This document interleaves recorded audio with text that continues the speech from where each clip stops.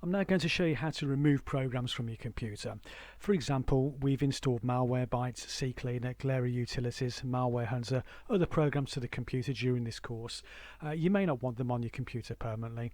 For example, some of the tools we've downloaded, they're free versions and they want you to upgrade to paying versions. It can be a bit of a pain sometimes with pop-ups appearing on the computer screen asking you to upgrade. So you can use the tools and then you can remove them afterwards.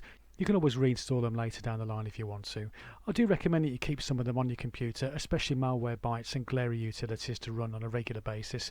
But if you don't want to, you can remove them from your computer, and this is how you do it. Pointer down to the search box. Click in the search box, left click. Type in remove. When add or remove programs appears in the menu, left click once onto it.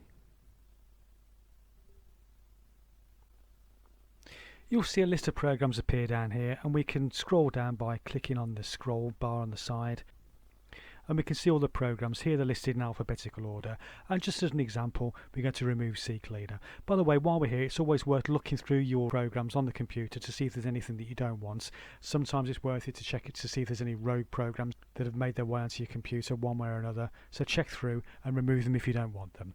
CCleaner, we're going to remove this, so left click onto CCleaner. And it gives you the option to uninstall. We're going to click on uninstall. And we're going to click on uninstall again. And now the process has started. There's a couple more steps to undertake. We're going to click on yes to uninstall. Some programs will uninstall immediately. Others may produce a pop-up box such as this. We're going to click on next. We're going to click on uninstall. It's now finishing off the uninstall process.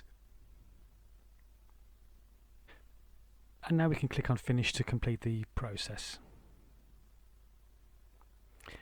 As CCleaner has now been removed from our computer, we can now close down this window. And that's how to remove a program.